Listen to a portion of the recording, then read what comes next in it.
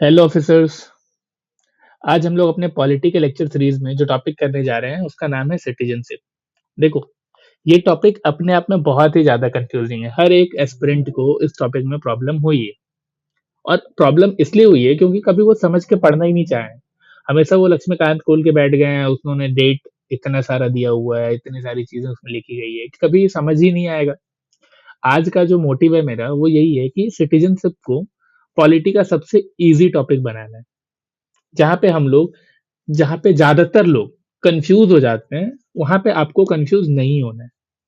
ठीक है?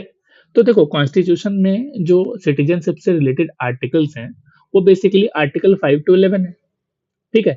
अभी देखो, यहाँ पे कंफ्यूजन क्यों होता है कि कॉन्स्टिट्यूशन में जो आर्टिकल्स दिए गए हैं सिटीजनशिप से रिलेटेड, वो तो ठीक है। इसके अलावा सिटीजनशिप एक्ट है 1955, वहां पे भी लोग कंफ्यूज हो जाते हैं कि कॉन्स्टिट्यूशन के में जो आर्टिकल दिए हुए हैं, उसके अलावा जो सिटीजनशिप अमेंड का एक्ट है 1955 वो अलग है, और फिर 2019 में एक और सिटीजनशिप अमेंडमेंट एक्ट आ जाता है। तो लोग वहां पे भी कंफ्यूज हो जाते हैं, और इसी के कारण क्या है ना कि सिटीजनशिप वाले टॉपिक को लोग बढ़िया से नहीं समझ पाते हैं। हमेशा कंफ्यूजन होता ही है, आज पढ़ा आज ठीक हो गया, कल फिर भूल जाते हैं। तो इस चीज को ठीक करते हैं हम लोग। ठीक है? और हम देखते हैं कि आखिर इस चैप्टर में क्या क्या चीजें जरूरी है। तो आज का लेक्चर क्या है, बहुत ही ज्यादा इंपॉर्टेंट है। प्लीज इसको स्टार्टिंग से ही थोड़ा ध्यान से देखना। देखो, सबसे पहले आता है सिटीजनशिप की बात। तो हम लोग मतलब समझते हैं, सिटीजनशिप का बेसिक मीनिंग क्या होता है, बेसिक आइडिया क्या होता है। देखो, सिटीजनशिप का मतलब है स्टेट एंड इंडिविजुअल, इन दोनों के बीच का रिलेशनशिप। और ये जो रिलेशनशिप है, ये कैसा रिलेशनशिप है? तो ये रिलेशनशिप है लीगल एंड पॉलिटिकल। ठीक है? Legal and political relationship. देखो, ये टॉपिक ना बहुत इंपॉर्टेंट है। एक बार चेक कर लूं सब कुछ, पता चला रिकॉर्ड करने के बाद फिर नहीं हो रहा है। हाँ, ठीक है। Legal and political relationship. अभी यहाँ पे समझो कि जो सिटीजन होते हैं, ठीक है, आखिर इस सिटीजन को क्या मिलता है। ठीक है? देखो, जो भी यहाँ पे सिटीजन होते हैं उन सबको कुछ सिविल राइट्स मिलते हैं, कुछ पॉलिटिकल राइट्स मिलते हैं, जैसे कि वोट देना, ठीक है, इलेक्शन में खड़ा होना, ये सारी चीजें। एंड साथ ही साथ एक बहुत बड़ा जो फीचर है वो है प्रोटेक्शन। और किसका, कौन देता है ये प्रोटेक्शन? ये देता है स्टेट। अभी देखो, डिफरेंस समझना है हम लोगों को कि सिटीजन को ये सारे राइट्स तो मिल रहे हैं, लेकिन बात होती है कि सिटीजन कौन है और फॉरेनर कौन है। ये दो टर्म आते हैं ना इस आर्टिकल्स में। तो हम एक बार सिटीजन तो देख लिए, अब हम फॉरेनर देखते हैं। ठीक है? देखो, जो फॉरेनर होते हैं, सिविल राइट उनको भी मिलते हैं। ठीक है? लेकिन फॉरेनर को क्या नहीं मिलता? अगर कोई फॉरेनर यहाँ पे है तो स्टेट उसको भी प्रोटेक्ट करता है, ऐसा तो नहीं उसको प्रोटेक्ट नहीं करता। लेकिन कौन से राइट उसको नहीं मिलते हैं, तो ये डिफरेंस क्रिएट करता है पॉलिटिकल राइट। फॉरेनर को पॉलिटिकल राइट्स नहीं मिलते हैं। ठीक है? अब देखो, अब बात आती है जब हम सिटीजन और फॉरेनर को समझ जाते हैं, ये दो टर्म समझ जाते हैं, तब ना यूपीएससी के ट्रैप देखोगे, इस पार्ट से जो क्वेश्चन आए वो ऐसे आते हैं कि all resident of India are citizens. तो ये जो एक्सट्रीम स्टेटमेंट है, ऑल रेसिडेंट ऑफ इंडिया, सारे रेसिडेंट कभी सिटीजन हो सकते हैं क्या? हम लोगों ने रेसिडेंट का मीनिंग क्या है ऑलरेडी देखा है इकोनॉमिक्स में भी। ठीक है? तो उसी हिसाब से हम यहाँ पे समझ रहे हैं। अब देखो, इंडिया का जो सिटीजनशिप है ना, वो कैसा फीचर है? वो है सिंगल सिटीजनशिप। Single citizenship. देखो, ये सिंगल सिटीजनशिप क्या होता है? ठीक है? इंडियन कॉन्स्टिट्यूशन जो है वो फॉलो करता है सिंगल सिटीजनशिप को। ठीक है? मतलब क्या है, यहाँ पे इंडिया में रहने वाले जितने भी लोग हैं उनको सिर्फ इंडियन सिटीजनशिप मिलती है। क्या मिलती है? Indian citizenship. उन्हें किसी भी तरह के स्टेट की सिटीजनशिप नहीं मिलती है। जैसे कि कोई दिल्ली का है तो ये नहीं बोलेगा उसको दिल्ली का एक अलग से सिटीजनशिप मिले। कोई आंध्र प्रदेश का है तो उसको आंध्र प्रदेश का सिटीजनशिप मिला हुआ है। यूएसए की तरह तो कॉन्सेप्ट है नहीं कि यूएसए में क्या है कि आपको यूनाइटेड स्टेट्स ऑफ अमेरिका का भी सिटीजनशिप मिला हुआ है एंड आप जिस स्टेट में रहते हो आपको उस स्टेट का भी सिटीजनशिप मिला हुआ है। उससे क्या हो रहा है, वहां पे डुअल सिटीजनशिप कॉन्सेप्ट है। लेकिन इंडिया में क्या है, इंडिया में सिंगल सिटीजनशिप कॉन्सेप्ट है। यहाँ पे स्टेट की कोई भी सिटीजनशिप नहीं होती है। रीजन, लोग पूछते हैं कि ऐसा क्यों किया गया। देखो रीजन इसका है, सबसे पहला यूनिटी। इससे हमें पता चलता है कि इंडिया एक यूनाइटेड कंट्री है। इंडिया एक यूनियन ऑफ स्टेट, ठीक है। तो यूनिटी के कारण एंड सबसे बड़ा चीज नेशनल इंटीग्रेशन। ये दो रीजन है जिसके कारण हम लोग सिंगल सिटीजनशिप फॉलो करते हैं, ठीक है। अभी देखो, अगर डुअल सिटीजनशिप के बारे में बात होगी तो हमको क्या एग्जांपल याद रखना है, यूएसए। सिंगल सिटीजनशिप के बारे में बात होगी तो हमें क्या कॉन्सेप्ट याद रखना है, इंडिया। बस इतना ही, इससे ज्यादा कुछ नहीं। यहां तक क्लियर। अब आगे और क्लियर होगा। देखो, अब आता है कॉन्स्टिट्यूशनल प्रोविजंस। लोग यहीं पे कंफ्यूज होते हैं। कॉन्स्टिट्यूशनल प्रोविजन, कुर्सी की पेटी बांध लो, क्योंकि ये है बहुत ही कंफ्यूजिंग टॉपिक, कंफ्यूजिंग चीज जो कि लोगों को समझ नहीं आता। पेटी थोड़ा बांधो। देखो, इंडियन कॉन्स्टिट्यूशन का पार्ट 2 मतलब कि आर्टिकल 5 to 11 ये बताता है कि इंडिया का जो सिटीजनशिप है वो कहाँ से स्टार्ट होता है, ठीक है। देखो, इंडियन सिटीजनशिप जो है ये आपको मिलता है जब हमारा कमेंसमेंट ऑफ कॉन्स्टिट्यूशन होता है। और ये कब होता है, ये होता है 26 जनवरी 1950 को। ये कब होता है, 26 जनवरी 1950। ये डेट याद रखो। देखो, आर्टिकल 5 to 11 जो है ना, ये उन्हीं के बारे में बात कर रहा है। ये इसी कंटेक्स्ट में अप्लाई हो रहा है, ठीक है। अब देखो, अब हम आर्टिकल 5 देखते हैं, ठीक है। आर्टिकल 5 क्या कहता है सर, आर्टिकल 5 को समझो। ये बात करता है सिटीजनशिप एट कमेंसमेंट। जब हमारा कॉन्स्टिट्यूशन का कमेंसमेंट डेट होता है उस दिन से सिटीजनशिप के बारे में बात कर रहा है, उस दिन तक। देखो, आर्टिकल 5 के अंडर उन्हें सिटीजन माना जाएगा जो कि पहली चीज पर्सन डोमिसाइल्ड इन इंडिया, ठीक है, जो कि इंडियन डोमिसाइल होगा।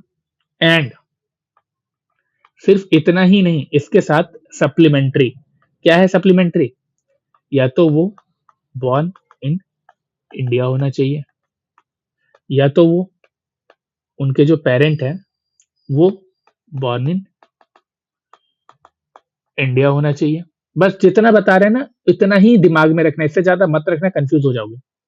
इसके बाद या तो 5 years ऑर्डिनरी रेसिडेंस बिफोर 26 जनवरी 1950। देखो, ध्यान रखो, ध्यान देने वाली चीज आ गई। आर्टिकल 5 के अंडर सिटीजन उनको माना जाएगा जो डोमिसाइल होगा इंडिया का, एंड उसके साथ या तो इंडिया में पैदा लिया हो, या तो उनके पेरेंट इंडिया में पैदा लिए हो, या फिर वो 5 साल ऑर्डिनरी रेसिडेंस यहाँ पे रहा है, ठीक है। ये तीनों में से कोई भी एक, ठीक है। अब ये चीज दिमाग में गांठ बांध लो। एक चीज तो कंफर्म है, clear, person domicile in India. इसके साथ में इनमें से कुछ भी, ठीक है, इधर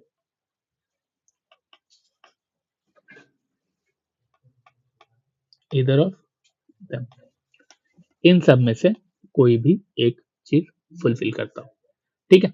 अभी देखो, बात होती है डोमिसाइल, क्योंकि यहाँ पे डोमिसाइल पे फर्क है, डोमिसाइल पे सब कुछ बेस्ड है। डोमिसाइल का मतलब क्या है, देखो डोमिसाइल का मतलब समझो।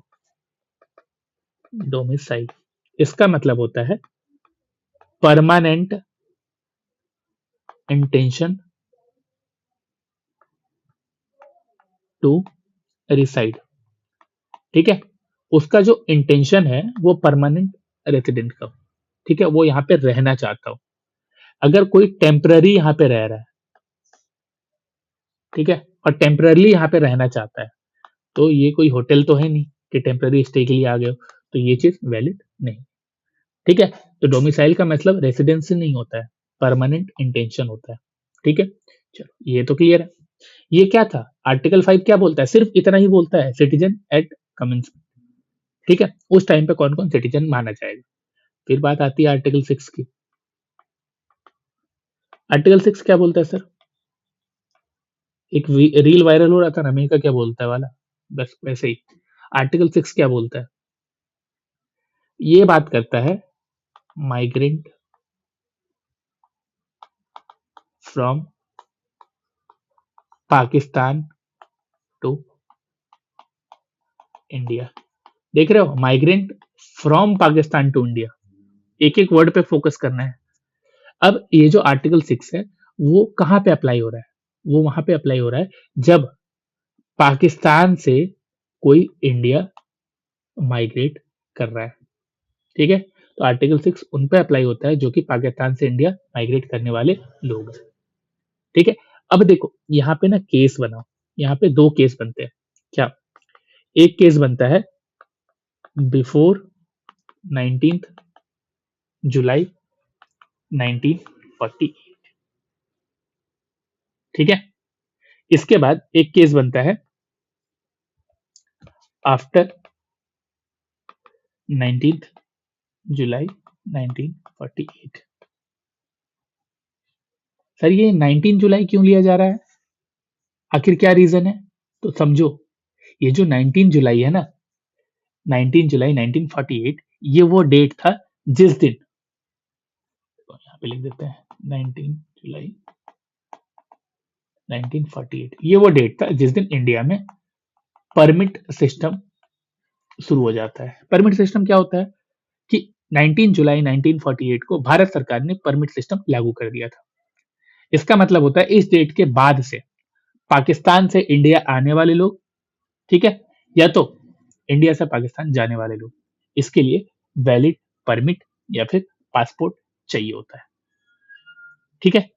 और यहां से क्या होता है, ऑटोमेटिक सिटीजनशिप का जो कॉन्सेप्ट होता है वो खत्म हो जाता है। याद रखियो ये चीज बहुत इंपॉर्टेंट है, ये वाला डेट, ठीक है, इसीलिए हम इस डेट को लेके चल रहे हैं और इसीलिए ये डेट को यहाँ पे पॉलिसी के लिए रखा गया है। अब बात करते हैं हम लोग आगे, ठीक है। अभी देखो, जो लोग 19 जुलाई 1948 से पहले इंडिया आ चुके थे, उनको क्या होता है, उनको ऑटोमेटिक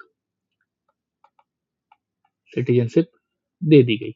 अभी बात करेंगे इसके बारे में कंप्लीट, ठीक है। इसके बाद जो लोग 19 जुलाई 1948 के बाद आ रहे हो, इनके लिए अब रजिस्ट्रेशन मैंडेटरी हो गया। ये जो रजिस्ट्रेशन है इसको मैंडेटरी कर दिया जाता है, ठीक है। तो इसका मतलब क्या हुआ कि जितने भी माइग्रेंट पाकिस्तान से आ रहे हैं, क्या वो ऑटोमेटिकली सिटीजन बन जाएंगे। तो हम यहाँ पे क्या देख रहे हैं, यहाँ पे डेट का सिनेरियो है, इस डेट के पहले और इस डेट के बाद, और वही लोग सिटीजन बनेंगे ना जो कि अनडिवाइडेड इंडिया का पार्ट थे। ऑटोमेटिक सिटीजनशिप उन्हीं को मिल रही है। ऐसा मत सोचना कोई ब्रिटेन से आके पाकिस्तान गया, पाकिस्तान से फिर आ गया 19 जुलाई 1948 से पहले इंडिया, हम उसको इंडियन सिटीजनशिप दे दिए, ऐसा नहीं है, ठीक है।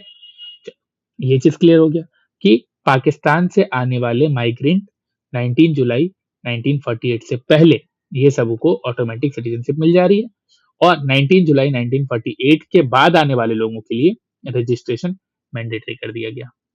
ये कौन बोलता है, ये बोलता है आर्टिकल 6। अब बात करते हैं आर्टिकल 7 की। क्या बोलता है आर्टिकल 7, आर्टिकल 7 बोलता है कि इंडिया से जो लोग पाकिस्तान गए थे, माइग्रेंट टू पाकिस्तान, ओह कहाँ चले गया पेज, हाँ, माइग्रेंट टू पाकिस्तान, जो इंडिया से पाकिस्तान माइग्रेट हो गए थे, अब क्या हुआ कि उनकी इंडियन सिटीजनशिप टर्मिनेट हो जाती है, ठीक है। अब बात होती है कि कुछ लोग थे जो कि इंडिया से पाकिस्तान माइग्रेट हो गए थे रहने के लिए, तो उनकी इंडियन सिटीजनशिप टर्मिनेट की कर दी गई थी। लेकिन यहाँ पे एक्सेप्शन है कि कुछ लोग उनमें से जो चले गए थे वो वापस आते हैं, और वापस आते हैं किस चीज के साथ? परमिट के साथ, क्योंकि 1948 के बाद परमिट सिस्टम लागू हो गया था। और फिर वो परमिट लेते हैं किस चीज का? रीसेटलमेंट का। जब वो इसके साथ रिटर्न होते हैं तो उनको कैसे सिटीजनशिप मिलनी है, ये बात करता है कौन? ये बात करता है आर्टिकल 7। ये देखना, परमिट जरूरी है, ऐसे नहीं कि कोई भी मुंह उठा के आ गया दे दिए, ऐसा नहीं है। अब फिर आता है आर्टिकल 8। आर्टिकल 8 क्या बोलता है? आर्टिकल 8 बात करता है person of Indian origin abroad. ठीक है, अब समझो इस चीज में क्या है। यहाँ पे क्या है? ऐसे लोग जो कि इंडियन ओरिजिन के हैं लेकिन अभी इंडिया से बाहर रह रहे हैं। अब ऐसे लोग जब इंडियन सिटीजनशिप चाहेंगे तो उन्हें कैसे मिलेगी? आर्टिकल 8 के थ्रू मिलेगी। अब वो लोगों को कैसे मिलेगी? तो उन्हें क्या करवाना पड़ेगा? उन्हें रजिस्ट्रेशन करवाना पड़ेगा। रजिस्ट्रेशन कहाँ करवाएंगे? रजिस्ट्रेशन करवाएंगे इंडियन कंसुलेट में। ठीक है, अब देखो, अब ये जो रजिस्ट्रेशन है ये तो रिक्वायर है, मैंडेटरी। ठीक है, तो वैसे लोग जो इंडियन ओरिजिन के बाहर रह रहे हैं उनको ऑटोमेटिक सिटीजनशिप नहीं मिलती है। उनको भी क्या करवाना पड़ता है? उनको रजिस्ट्रेशन करवाना पड़ता है, इस मेथड के थ्रू मिलती है। क्लियर है? अब आता है आर्टिकल 9। ये क्या बोलता है सर? ये बात करता है वॉलंटरी फॉरेन सिटीजनशिप की। ठीक है, अगर कोई इंडियन सिटीजन जानबूझ के अपनी मर्जी से किसी फॉरेन कंट्री की सिटीजनशिप को ले ले तो उसका इंडियन सिटीजनशिप जो है वो ऑटोमेटिकली टर्मिनेट हो जाता है। इंडियन सिटीजनशिप ऑटोमेटिकली टर्मिनेट हो जाता है। कब? जब वो वॉलंटरली फॉरेन सिटीजनशिप को एक्सेप्ट कर ले। क्यों ऐसा क्यों होता है? ऐसा इसलिए होता है कि India does not allow dual citizenship. Clear है? बस यही तो बात थी। अब बात करते हैं हम लोग आर्टिकल 10 की। क्या बोलता है आर्टिकल 10? हम आर्टिकल 10 में देखेंगे, ये बात करता है कंटिन्यूएंस ऑफ सिटीजनशिप के बारे में। देखो, आर्टिकल 5 से आर्टिकल 8, ठीक है, इन दोनों के अंदर क्या होता है? सिटी इन आर्टिकल के अंदर क्या होता है? सिटीजनशिप मिलती है। और आर्टिकल 10 क्या बात कर रहा है? कि ये सिटीजनशिप कंटिन्यू कैसे करेगी? और ये सिटीजनशिप कंटिन्यू करेगी जब तक पार्लियामेंट लॉ बनाकर इसे चेंज ना कर दे।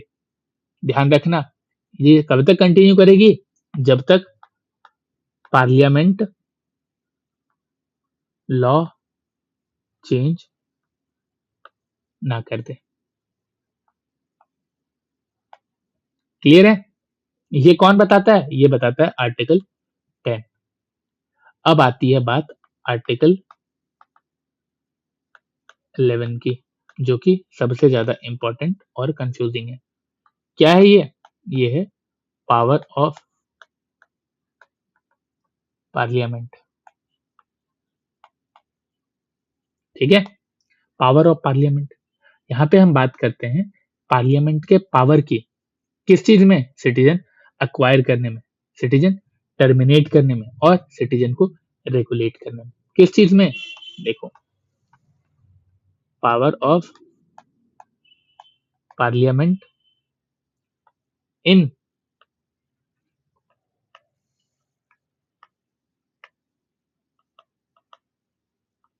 acquiring citizenship and termination of citizenship and regulation of citizenship। अब इसी के अंडर क्या होता है ना, सिटीजनशिप एक्ट बनाया जाता है। क्या बनाया जाता है? Citizenship act 1955। क्या बोलता है ये एक्ट? क्या बात करता है ये एक्ट? हम इसी के बारे में देखेंगे, ठीक है। तो सिटीजनशिप एक्ट 1955 यहाँ पे सिटीजनशिप को डील कर रहा है। कब के सिटीजनशिप को डील कर रहा है? सिटीजनशिप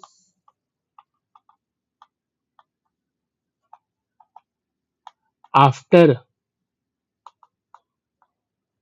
कमेंसमेंट ऑफ कॉन्स्टिट्यूशन, ठीक है। और इससे पहले कौन डील कर रहा था? Article 5 to 8। अब कौन डील कर रहा है? Citizenship act 1955।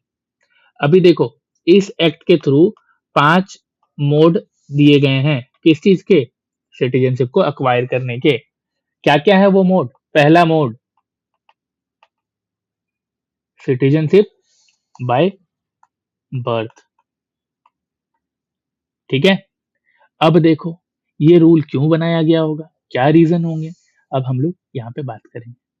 देखो, टाइम के साथ साथ क्या होता है ना, रूल्स भी चेंज हुए। तो आज के टाइम पे जो करंट रूल है वो क्या बोलता है कि अगर कोई इंडिया में पैदा लेता है, born in India, and at least उनके 2 पेरेंट में से एटलीस्ट 1 पेरेंट कौन होने चाहिए? इंडियन सिटीजन होने चाहिए, ठीक है। और साथ ही साथ आपको यहाँ पे एक चीज और ध्यान रखना है कि अगर कोई इलीगल माइग्रेंट है, ठीक है, इलीगल माइग्रेंट का बच्चा है तो उसे नहीं मिलेगा, ठीक है। कैसे नहीं मिलेगा? Citizenship by birth. तो इलीगल माइग्रेंट का बच्चा नहीं होना चाहिए, क्लियर है। चलो, ये क्या था? Citizenship by birth.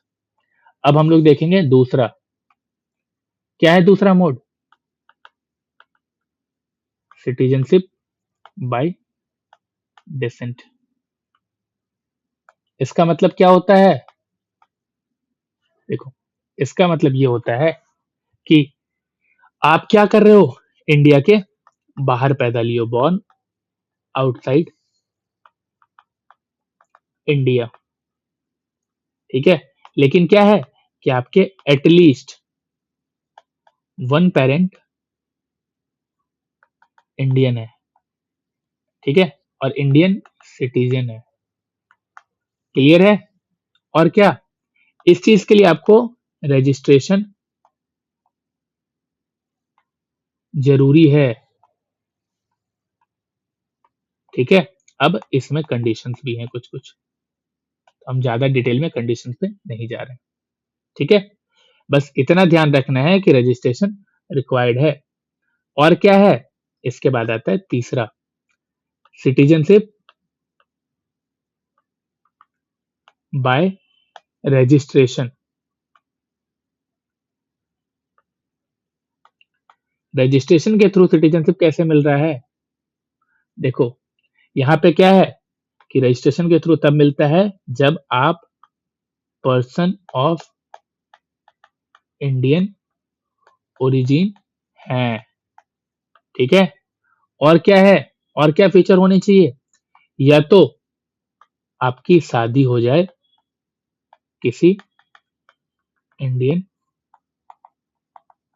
सिटीजन से, तब आपको रजिस्ट्रेशन के थ्रू सिटीजनशिप मिल सकता है। और क्या है कंडीशन इसमें? या आप ओसीआई कार्ड होल्डर हैं, ठीक है? और ये जब बात आती है तो यहाँ पे कंडीशन अप्लाइड होते हैं, ठीक है? अब और क्या बात हुई? अब बात आएगी फोर्थ मोड क्या है? Citizenship by naturalisation.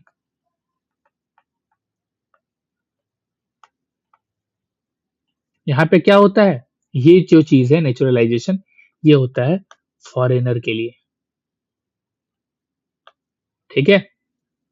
और वैसे फॉरेनर के लिए जो कि यहाँ पे लंबे टाइम से रह रहे हैं, और साथ ही साथ उनका कैरेक्टर भी क्या है? गुड कैरेक्टर है। एंड उसके बाद भी क्या? कि उसे इंडियन लैंग्वेज का नॉलेज है। देख रहे हो? लेकिन ये जो नेचुरलाइजेशन वाला ये चीज है, ये पूरी तरह से डिस्क्रिशनरी पावर ऑफ गवर्नमेंट है। ये उनके ऊपर डिपेंड करता है, ठीक है? अब एक और आता है, क्या? फिफ्थ। ये क्या है? Citizenship by incorporation of territory. मतलब क्या है? कि अगर भारतीय सरकार कोई भी नया टेरिटरी को इंडिया का पार्ट बनाती है, तो फिर वहां के लोगों को भी सिटीजनशिप मिलेगी। और ये कब कब हुआ था लास्ट? लास्ट हुआ था गोवा के एग्जाम्पल में और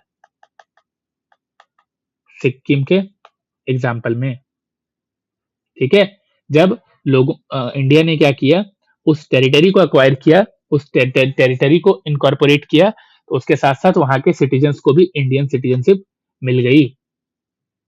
ये क्या था? ये सिटीजनशिप एक्ट 1955 के अंडर के प्रोविजंस थे। 5 मोड से सिटीजनशिप दिया जाता है। ये 5 मोड यहाँ पे लिखे हुए हैं। इसके अलावा क्या है? इसी एक्ट में बात की गई है लॉस ऑफ सिटीजनशिप की। क्या बात की गई है लॉस ऑफ सिटीजनशिप की? ये बात की गई है कि 3 तरीके से आपका सिटीजनशिप को खत्म किया जा सकता है। पहला क्या है? रिनंसिएशन, मतलब कि आपने जानबूझकर इंडियन सिटीजनशिप को छोड़ दिया, तो ये क्या है? ये वॉलंटरी है। दूसरा होता है टर्मिनेशन। टर्मिनेशन कब होता है? कि अगर आपने फॉरेन सिटीजनशिप ले ली,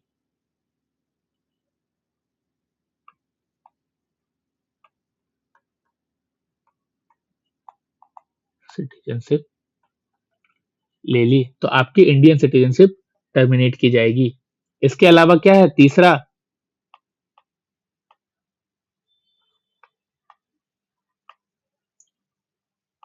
डेप्रीवेशन। इसमें क्या होता है? अगर आपने इंडिया के साथ देशद्रोह का काम किया, अगर आपने डिसलॉयल्टी दिखाई, अगर आपने फ्रॉड किया, इस तरह की चीजें जब होगी, तो इस सिचुएशन में भी आपका जो इंडियन सिटीजनशिप है वो खत्म किया जा सकता है। तो हम क्या देखें? टर्मिनेशन, रिनंसिएशन और डेप्रिवेशन। ये क्या है? लॉस ऑफ सिटीजनशिप हम क्या देखें? वॉलंटरी भी है और इनवॉलंटरी भी है। दोनों तरह के तरीके यहाँ पे पॉसिबल हैं, ठीक है? तो ये कहाँ पे था? ये था हमारा सिटीजनशिप एक्ट 1955 में, ठीक है? अब बात करते हैं क्या? अब बात करते हैं सिटीजनशिप एक्ट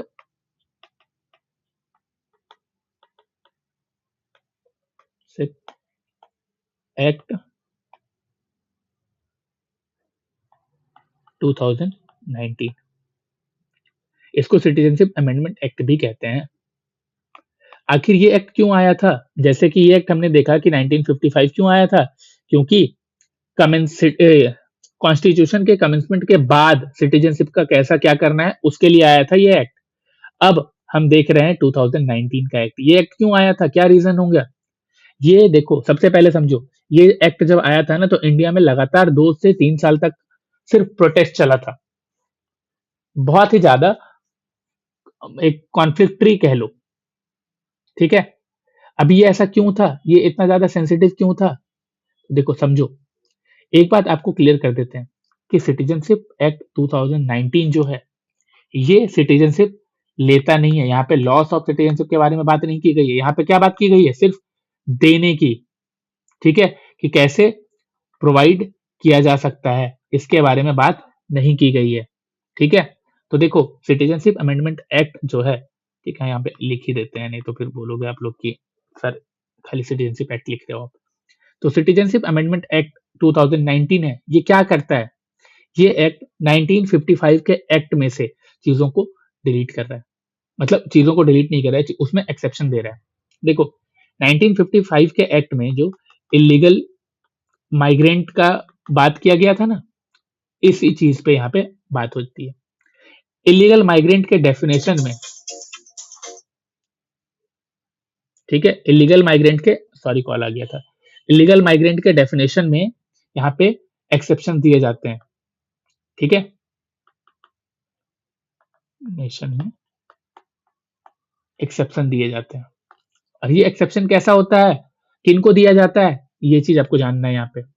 अभी देखो, बात होती है ना कि क्यों इतना ज़्यादा कंट्रोवर्शियल था, क्यों ऐसा हो रहा था, तो हम यही चीज़ यहाँ पे आपको समझ में आएगा कि ये जो एक्सेप्शन था, उन लोगों को दिए गए थे, जैसे कि Hindus, Sikh, Buddhist, Jains, Parsis and Christians. और ये जो आपको यहाँ पे रिलीजन का नाम बताया जा रहा है, किन कंट्रीज के लोगों के लिए? इस रिलीजन के लोग जो कि पाकिस्तान, अफगानिस्तान एंड बांग्लादेश, इन तीनों कंट्री में से हैं। तो और साथ ही साथ ये लोग इंडिया कब एंटर किए हों? बिफोर 31st दिसंबर 2014। 31st दिसंबर 2014 के पहले अगर ये लोग इंडिया एंटर कर चुके हैं, तो ये उनके लिए था, ठीक है? अब ऐसे लोग जो कि हिंदू, सिख, बुद्धिस्ट, जैन, पारसी या क्रिश्चियन धर्म से आते हैं और पाकिस्तान, अफगानिस्तान, बांग्लादेश जैसे कंट्री से आते हैं और 31 दिसंबर 2014 से पहले इंडिया एंटर कर चुके हैं और इंडिया में रह रहे हैं, तो उन लोगों को इल्लीगल माइग्रेंट नहीं माना जाएगा, ठीक है? और इन लोगों के लिए क्या है? इन लोगों के लिए देखो, नेचुरलाइजेशन पीरियड जो है ना, इस पीरियड को 11 साल से 11 ईयर्स से घटा के 5 ईयर्स कर दिया गया था, ठीक है? तो इसीलिए ये कंट्रोवर्सी में था कि इसमें मुस्लिम को क्यों नहीं ऐड किया गया, ठीक है? अभी देखो, ये जो नेचुरलाइजेशन पीरियड है, ये पहले कितना था? पहले 11 साल था। अब कितना कर दिया गया? अब इसको 5 साल कर दिया गया। अभी बात होती है कि ये जो कॉन्स्टिट्यूशनल अमेंडमेंट एक्ट 2090 है, ये किस पर अप्लाई नहीं होता है? तो हम यहाँ पे क्या देख रहे हैं? यहाँ पे मुस्लिम्स मुस्लिम्स पर अप्लाई नहीं होता है। श्रीलंका, म्यांमार जैसे कंट्रीज पर अप्लाई नहीं होता है, ठीक है? क्लियर है यहाँ तक? और इसके साथ-साथ जो ट्राइबल एरियाज़ हैं, ये समझना बहुत ज़रूरी है, ठीक है? अब यहाँ पे क्या समझ रहे हैं हम लोग? सीएए 2019 कहाँ पे अप्लाई नहीं होता है? नॉट अप्लाई, ठीक है? कहाँ पे अप्लाई नहीं होता? हम बात करते हैं जब मुस्लिम्स की, ठीक है? इन लोगों के ऊपर अप्लाई नहीं होता है। हम बात करते हैं श्रीलंका एंड म्यांमार। लोगों को लगता है कि जो भी हमारे बॉर्डरिंग कंट्रीज हैं, जो हमारे नेबरिंग कंट्रीज हैं, उन लोगों में सभी पे अप्लाई हो रहा है। तो ये चीज़ हम यहाँ पे क्लियर कर देते हैं कि हमारे जो नेबरिंग कंट्रीज में से श्रीलंका, म्यांमार इन जैसे कंट्रीज पर अप्लाई नहीं होता है। साथ ही साथ ट्राइबल एरियाज, ठीक है, ट्राइबल एरियाज जो कि 6th शेड्यूल में आते हैं, इन एरियाज पर भी अप्लाई नहीं होता है। अगर इस एरिया में कोई घुस के रह रहे हैं तो इनको यहाँ पे अप्लाई नहीं हो रहा है। अब और क्या है इसके अलावा, ILP स्टेट्स, कौन कौन आता है ILP स्टेट्स में? असम, मेघालय एंड मिजोरम। अभी समझ में आएगा आप लोगों को कि क्यों इतना ज्यादा टेंशन हो रहा है, क्यों इतना ज्यादा कंट्रोवर्सी है इस एक्ट में। देखो यहाँ पे मुस्लिम्स पे अप्लाई नहीं होता है, ट्राइबल एरियाज, ठीक है, और ILP स्टेट जिसमें कि असम, मेघालय और मिजोरम जैसे स्टेट्स आ रहे हैं।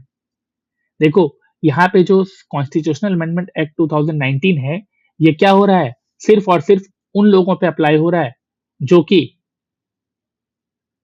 माइनॉरिटीज से हैं, और कहाँ पे, नेबरिंग कंट्री में। और माइनॉरिटी वर्ड कहीं पे यूज नहीं किया गया है, ठीक है। तो अगर माइनॉरिटी वर्ड लिख के आएगा तो आपको उसको गलत करना होगा। क्यों? क्योंकि कॉन्स्टिट्यूशन में कहीं पे माइनॉरिटी वर्ड नहीं यूज किया गया है। कॉन्स्टिट्यूशन में रिलीजन यूज किया गया है, जैसे कि हिंदू, सिख, बुद्धिस्ट, जैन, पारसी और क्रिश्चियन, ठीक है। तो इस चीज को आपको ध्यान देना है। अब बात करते हैं इसी में हम लोग क्या, कि देखो ये जो कॉन्स्टिट्यूशनल अमेंडमेंट एक्ट था, इसका और आर्टिकल 14, इन दोनों के बीचों में क्या दिक्कत आती है, ठीक है। CAA एंड आर्टिकल 14, देखो यहाँ पे ना हमें रीजनेबल क्लासिफिकेशन समझना है। आर्टिकल 14 अभी हम लोग डिटेल में भी पढ़ेंगे ना, तो उसमें भी क्लियर होगा। आर्टिकल 14 जो है ना, वो इक्वलिटी अलाउ करता है, लेकिन यहाँ पे भी रीजनेबल क्लासिफिकेशन है, ठीक है। यहाँ पे भी रैशनल नेक्सस को कंसिडर किया जाता है, और इसी बेसिस पे यहाँ पे बात हो रही थी।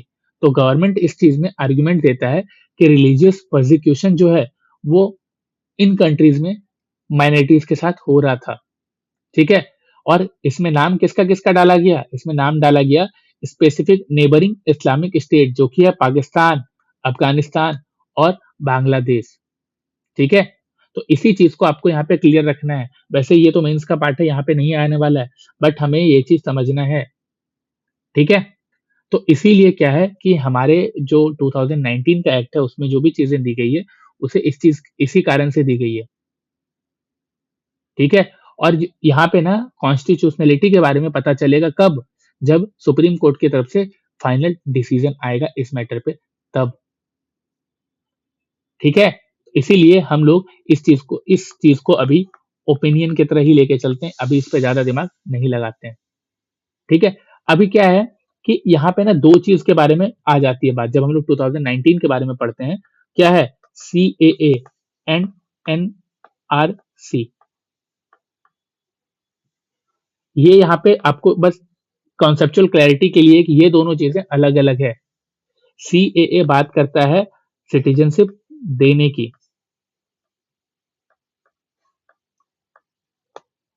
ठीक है, प्रोवाइड करने की।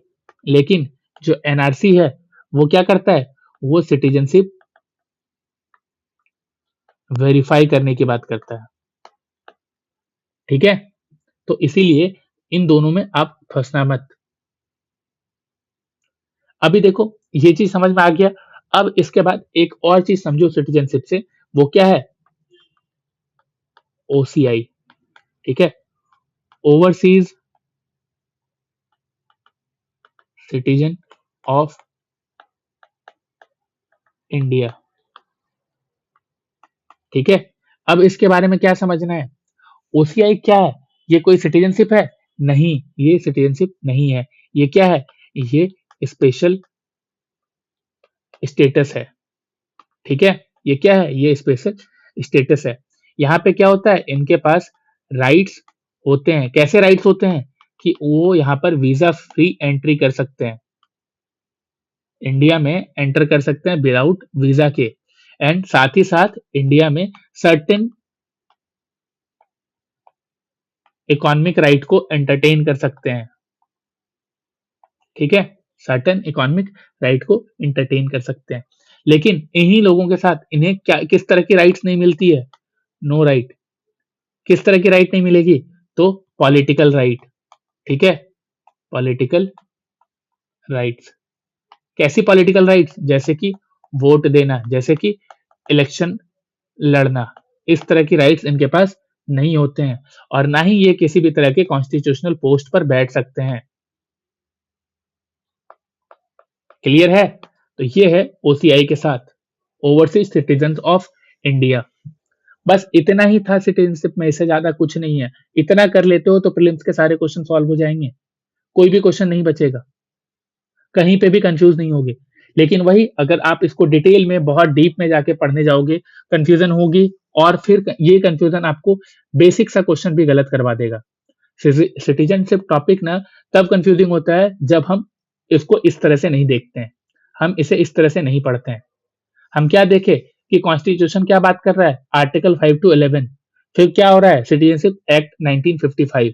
फिर क्या आ रहा है, सिटीजनशिप अमेंडमेंट एक्ट 2019। ठीक है, तो अगर आप इस पूरे सिस्टम को समझ गए हो तो आप कंफ्यूज नहीं होगे। अगर विश्वास नहीं है तो अब आप सिटीजनशिप से आए हुए जो भी पीवाईक्यूज हैं उनको लगा के देखो, आप देखो वो सॉल्व कर पा रहे हो कि नहीं। अगर कर ले रहे हो इसका मतलब क्या है कि सिटीजनशिप आपका कंप्लीट हो गया। अगर नहीं कर पा रहे हो तब फिर प्रॉब्लम है, तब फिर आपको वापस से लेक्चर देखना है। और उसके बाद भी अगर आपको लगे कि इस लेक्चर में अभी भी कुछ चीजें छूट रही है, या तो आप कहीं पे कंफ्यूज हो, तो प्लीज कमेंट करो और बताओ मुझे। और मेरे हर वीडियोस के डिस्क्रिप्शन में मेरे टेलीग्राम चैनल का लिंक डाला हुआ है, आप लोग उस लिंक के थ्रू टेलीग्राम चैनल भी ज्वाइन कर सकते हो। ठीक है, चलो, अगर लेक्चर पसंद आया हो तो प्लीज लाइक करना, कमेंट करना, हो सके तो शेयर भी करना, और सब्सक्राइब तो कर ही लेना। मैं बहुत मेहनत कर रहा हूँ आप लोगों के लिए फ्री में इस तरह की वीडियोस लाकर, ताकि आप लोगों का प्रिपरेशन बहुत ईजी हो जाए और आप फालतू के सोर्सेस के पीछे ना भागो। ठीक है, चलो, थैंक यू।